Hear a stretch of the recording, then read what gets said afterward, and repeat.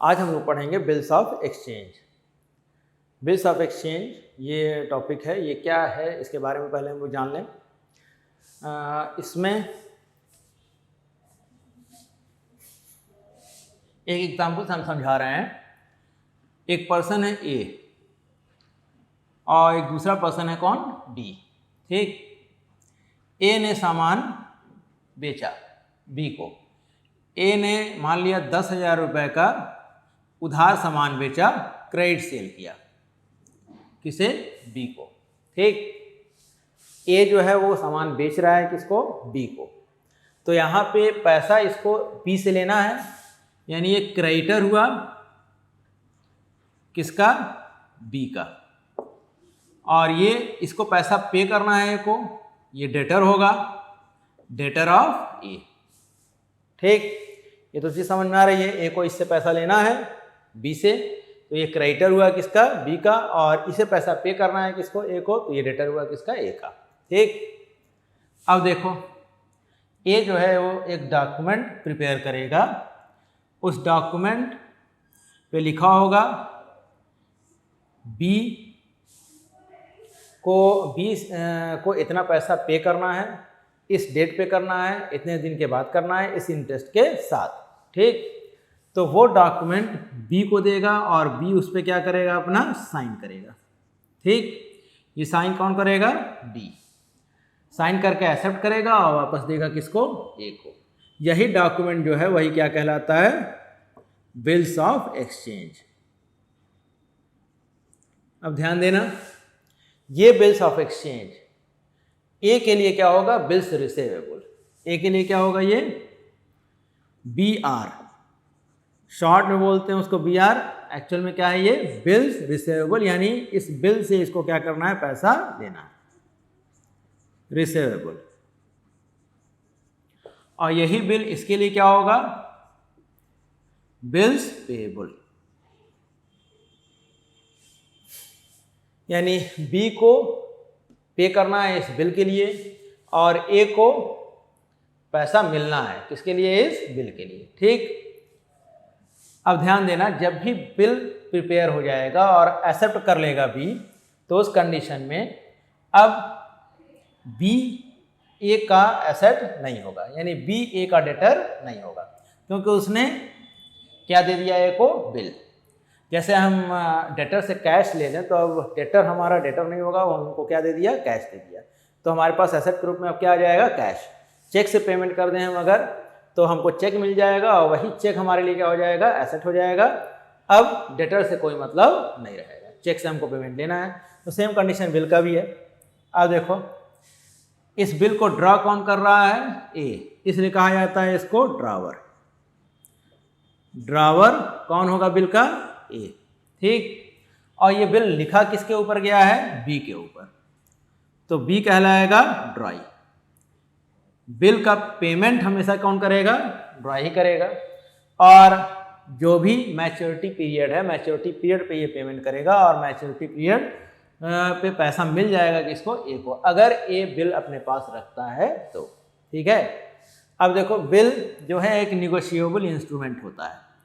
ये क्या है, bill of exchange, it is a negotiable instrument. Negotiable instrument का मतलब इससे हम निगोशिएशन कर सकते हैं किसी भी अदर पेमेंट्स का। ठीक, it is a negotiable instrument. Negotiable instrument का मतलब हम इसका यूज कर सकते हैं पेमेंट के लिए। अगर मान लिया बी से ए ने बिल ले लिया है और इसे किसी और को पे करना है पैसा, और इसके पास ए के पास पैसा नहीं है, तो वो इस बिल को दे के भी उससे निगोशिएशन थर्ड पर्सन से कर सकता है। ठीक, तो यहाँ पे बिल की कुछ प्रॉपर्टीज़ हैं और उन्हीं प्रॉपर्टीज़ के बेसिस पे हम क्या करेंगे, एंट्रीज करेंगे। ठीक, अब मेरा ध्यान देना, अगर बिल ए अपने पास रखता है अप टू मैच्योरिटी, अगर बिल ए अपने पास रखता है, ए मतलब ड्रावर, अगर ड्रावर रिटेन करता है, ड्रावर रिटेन करेगा, रिटेन का मतलब रखेगा, बिल अप टू मैच्योरिटी, यानी जिस दिन बिल का पेमेंट करने का डेट आया है, पेमेंट करने के डेट तक ए अपने पास अगर बिल को रखता है। ठीक, अगर ए अपने पास बिल को रखता है तो उस कंडीशन में बिल का पैसा मिल जाएगा किसको, ए को। अब दूसरा कंडीशन ये होता है, मान लिया कि बिल 6 महीने का बनाया गया है तो ए को पैसा जो बी से मिलेगा वो कितने महीने के बाद मिलेगा, 6 महीने के बाद। बी जो है वो पेमेंट करेगा कितने दिन के बाद, 6 महीने के बाद। ठीक, तो अब देखो मान लिया ए को 2 ही महीने के बाद पैसे की ज़रूरत पड़ गई, तो अब इससे तो पैसा उसको मिल सकता है कब, 6 महीने के बाद। तो यहाँ पे एक ऑप्शन होता है, ए जो है वो बिल को बैंक से डिस्काउंट करा सकता है। डिस्काउंट कराने का मतलब बिल का पैसा मिल जाना बैंक से, यानी बैंक जो है वो पेमेंट कर देगा ए को बिल का। ठीक है, तो यहाँ पे bill can be discounted, bill can be discounted by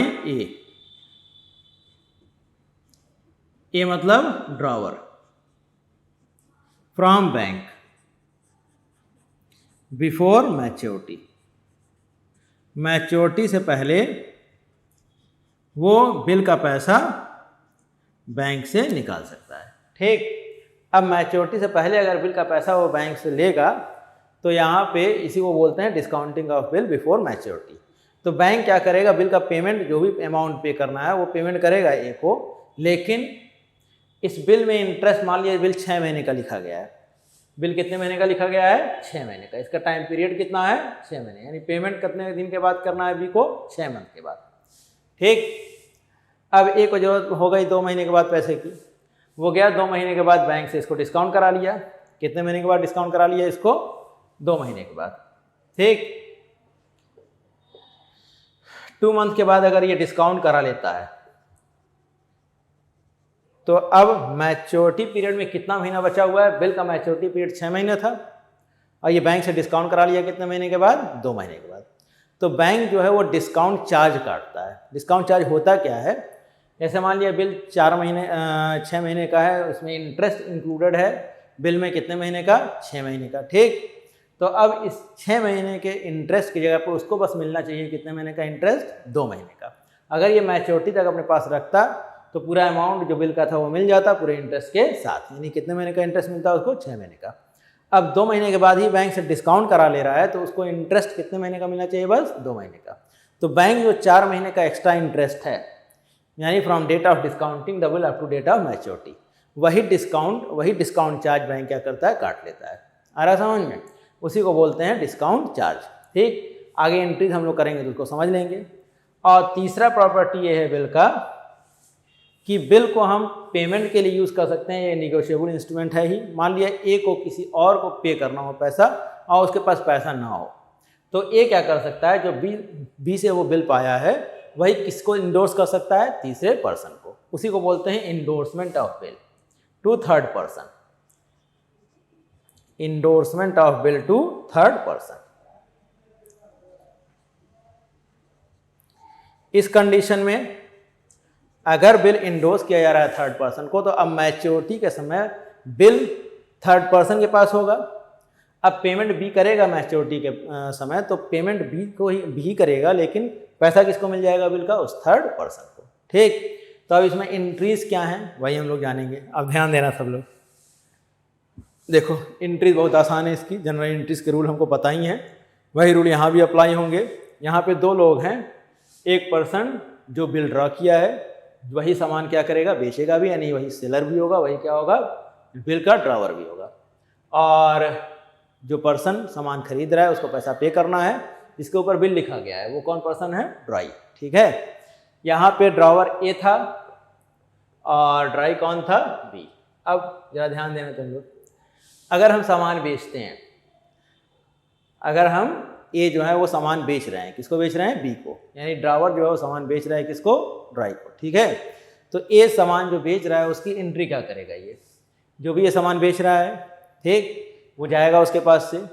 तो drawee account debit to sale, सबको एंट्री पता है, ये जो जनरल एंट्रीज तुम लोग देखे ना हमारे वीडियोस पहले के जो जनरल एंट्रीज के हैं, उसको देख के ना, रूल भी उसमें सारे साफ लिखे हुए हैं, सबको समझ में आ जाएगा।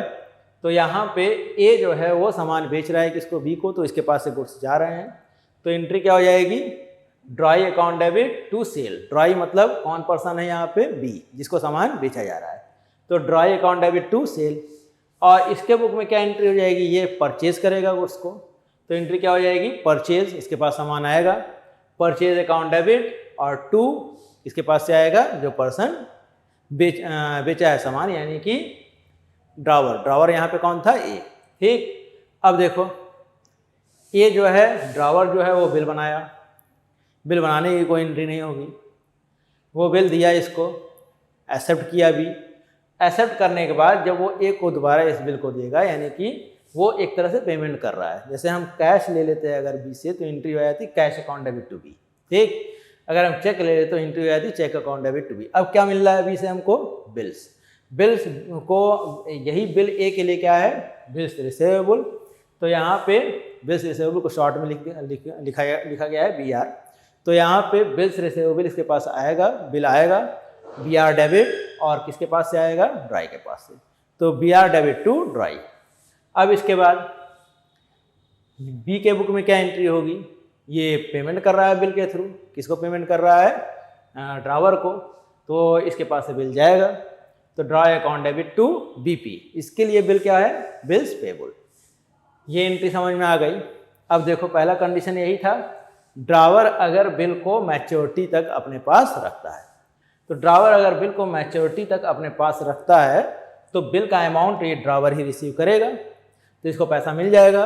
अब यहाँ पे एक चीज़ ध्यान रखना, सारी एंट्री जो भी आएंगी वो किस में आती है, हमारे जो भी कैश आता है बिल से रिलेटेड वो कहाँ आता है, हमारे बैंक अकाउंट में। ट्रांसैक्शन जो भी बिल का होता है वो किसके थ्रू होता है, बैंक के थ्रू। तो यहाँ पे कैश लिखने के बजाय क्या लिखना ज़्यादा अच्छा रहेगा, बैंक। तो अगर बिल का पैसा अब ए जो है, ए को मिल जा रहा है, ए के बैंक अकाउंट में आ जाएगा मैच्योरिटी पे, तो bank account debit to B R, और पेमेंट बिल का कौन करेगा, बी करेगा। आ रहा समझ में, तो BP account debit to bank, इसके पास से पैसा जाएगा, इसके पास पैसा आएगा। ये एंट्री समझ में आ गई। बिल का पैसा पेमेंट कर रहा है कौन, बी, और रिसीव कौन कर रहा है, ए। ये बिल को अगर ए रखता है अपने पास, कब तक, मैच्योरिटी तक। ठीक, तो ये एंट्री सबको समझ में आ गई होगी। अब देखो अगर बिल को बैंक से ये डिस्काउंट करा देता है मैच्योरिटी से पहले, ध्यान देना,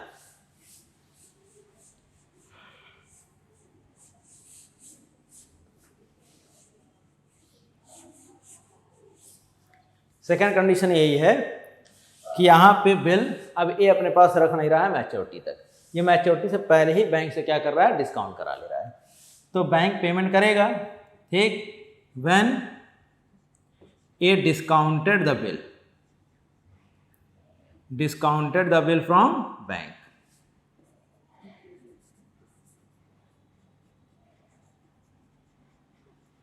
बिफोर मैच्योरिटी, मैच्योरिटी से पहले,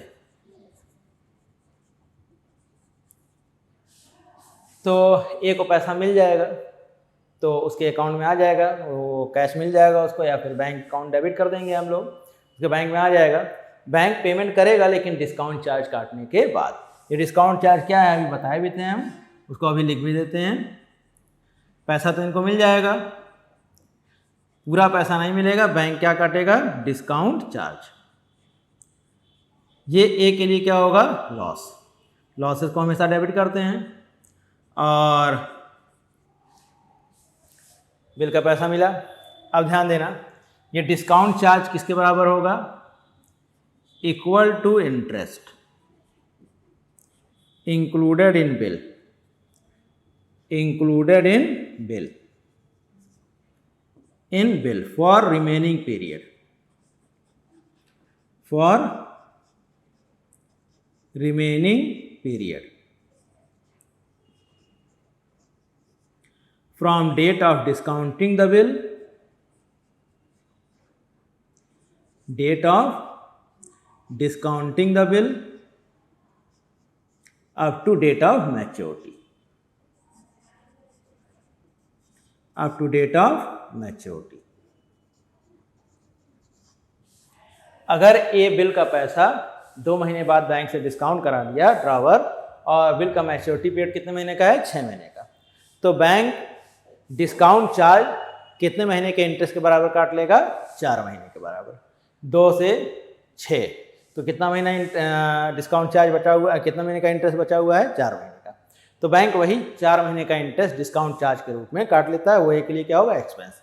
अब जरा ध्यान दो, ए बिल को डिस्काउंट करा दिया है, बी पेमेंट कब करेगा, मैच्योरिटी पे ही। तो बी के बुक में कोई चेंजिंग नहीं होगी। इस कंडीशन में यहाँ पे बी के बुक में कोई एंट्री नहीं होगी।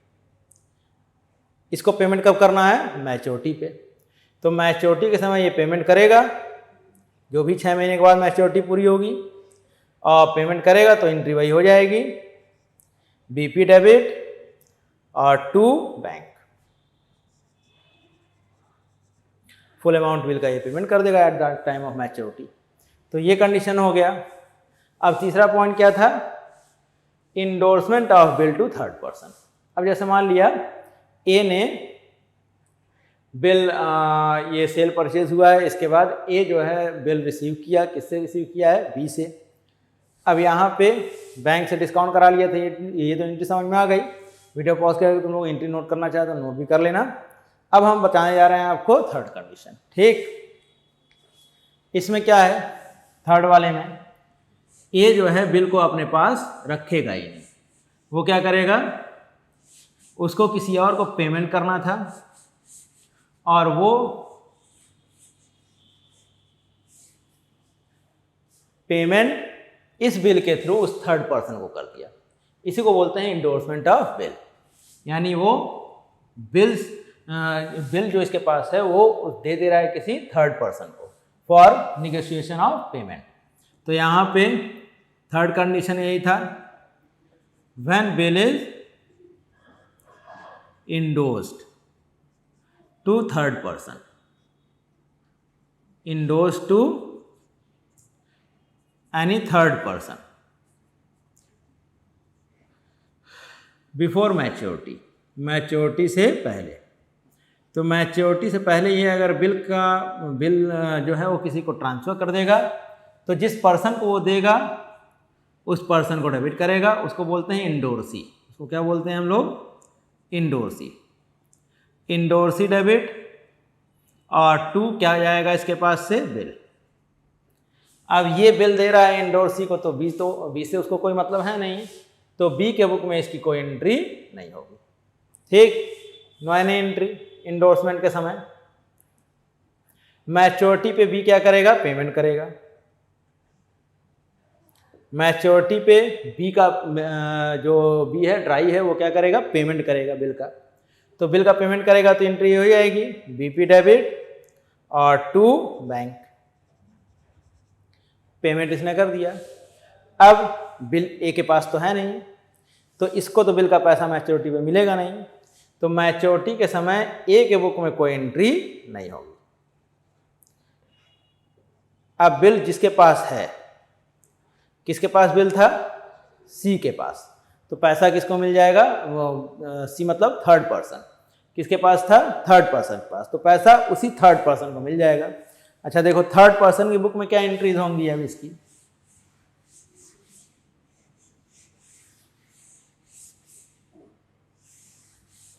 जो भी थर्ड पर्सन है, थर्ड पर्सन के बुक में, थर्ड पर्सन जिसको क्या बोल रहे हैं हम लोग, इंडोर्सी। ये थर्ड पर्सन बिल रिसीव करेगा पहले, कब, जिस समय उसको इंडोर्स किया जाएगा बिल, यानी बिल दिया जाएगा, वो किससे रिसीव करेगा, ड्रावर से। तो थर्ड पर्सन की बुक में इसकी एंट्री हो जाएगी, इसके पास बिल आएगा, बी आर डेबिट, और किसके पास से आएगा, ड्रावर के पास से। और मैच्योरिटी के समय जब ये पेमेंट करेगा, ठीक, तो पैसा इसको ना मिलने के बजाय बिल इसके पास है, तो पैसा इसको मिलेगा, थर्ड पर्सन को। तो मैच्योरिटी के समय अब पैसा इसको मिलेगा, तो एंट्री क्या हो जाएगी, मैच्योरिटी के समय इसको पैसा मिलेगा बिल का, बिल इसी के पास है, bank account debit to B R. ये एंट्री समझ में आ गई होंगी।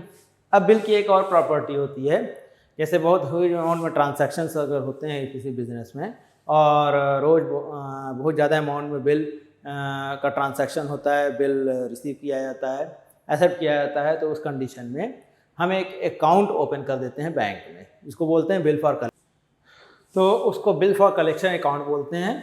और बिल फॉर कलेक्शन के लिए जब सेंड करता है बैंक में ड्रावर बिल, तो ये बिल का पैसा बैंक में नहीं आता है।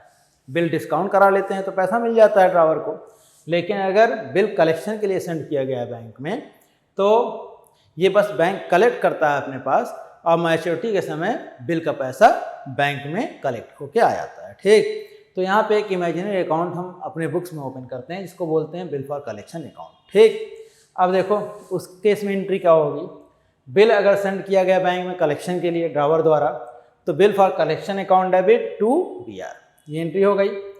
अब इसके बुक में तो इसकी कोई एंट्री होगी नहीं, ये कलेक्शन के लिए भेजा है। मैच्योरिटी के समय जो ड्रावर है, ड्राई है, वो क्या करेगा, पेमेंट करेगा बिल का। तो बिल का पेमेंट करेगा तो bill account debit to bank, और बिल पहले ही से बिल फॉर कलेक्शन अकाउंट में जा चुका है, तो जब मैच्योरिटी के समय पैसा कलेक्ट करना होगा तो बिल का पैसा अपने आप बैंक में आ जाएगा उसी अकाउंट में। क्या एंट्री हो जाएगी, bank account debit to bill for collection account. समझ में आ गया। तो ये 4 प्रॉपर्टीज़ पे एंट्रीज हो गई बिल्स की। एक चीज़ ध्यान रखना, जो भी एंट्री में चेंजिंग हो रही है उन प्रॉपर्टीज़ की वजह से, वो सिर्फ किसके बुक में चेंजिंग हो रही है, ड्रावर के बुक में। ड्राई के बुक में कभी कोई चेंजिंग नहीं होगी, इसको पेमेंट मैच्योरिटी पे करना है, अपना हर बार ये मैच्योरिटी पे ही पेमेंट करेगा। ठीक, अब इस पे एक एग्जाम्पल हम लोग देख लेंगे ताकि पूरा कॉन्सेप्ट अच्छे से और समझ में आ जाए, और उसके बाद हम लोग पढ़ेंगे इसमें डिसऑनर। ठीक, डिसऑनर अगर होगा बिल का तो इन्हीं चारों प्रॉपर्टीज़ में, इन्हीं चारों केसेस में क्या एंट्रीज में चेंजिंग होगी, क्या एंट्रीज होंगी ड्रावर और ड्राई के बुक में, ये हम लोग जानेंगे अगले वीडियो में।